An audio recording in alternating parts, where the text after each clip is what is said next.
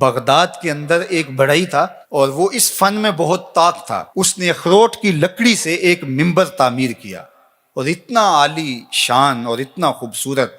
پھر اس کے اوپر اس قدر مینا کاری کے دور دور سے لوگ اس کو دیکھنے آنے لگے اور اس کی شہرت چہار دانگ عالم میں پھیل گئی. لوگوں نے اس سے اس کی منہ مانگی قیمت پہ اس کو خریدنا چاہا کہ آپ بولیے جتنی قیمت آپ مانگیں گے اس قیمت میں ہم آپ سے یہ منبر وصول کریں گے اور اپنے شہر کی اپنے علاقے کی جامع مسجد میں رکھیں گے. لیکن وہ ہر ایک کو انکار کر دیتا. پھر دوسرا شخص، تیسرا شخص، حتیٰ کہ اس کو سونا تول کر کے اس کے مقابلے کے اندر منبر دینے کی پیشکش بھی ہوئی، لیکن اس نے کہا کہ میں نہیں دے سکتا. تو اس کو کہا آخر وجہ کیا ہے؟ ایک فنکار جب کوئی فن پارا تراشتا ہے، ایک کاریگر جب کوئی چیز بناتا ہے تو اس کی قیمت لیتا ہے. تم اس منبر کو بیچ کیوں نہیں رہے، کرو گے کیا؟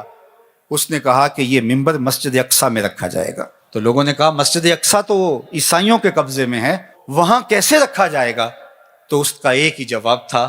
آج ہم نے وہ جواب اور اس کی فلسفی سمجھنی ہے، اس کی اتھا گہرائیوں میں اترنا ہے اور اس حوالے سے اپنا محاسبہ کرنا ہے. اس نے ایک ہی جواب دیا. اس نے کہا کہ میں تیر و تفنگ کا آدمی نہیں ہوں، میں تیر چلا کے وہاں مسجد اقصیٰ کو فتح نہیں کر سکتا. میرا کام منبر بنانا تھا، میں نے منبر بنا کے چھوڑ دیا. جب کوئی فاتح آئے گا تو یہ منبر وہاں رکھ دیا. اور پھر سلطان صلاح الدین ایوبی کے ہاتھوں سے اللہ نے مسجد اقصیٰ کو فتح کیا اور پھر وہ منبر مسجد اقصیٰ کے اندر رکھا گیا. میں اور آپ یار منبر تو بنائیں.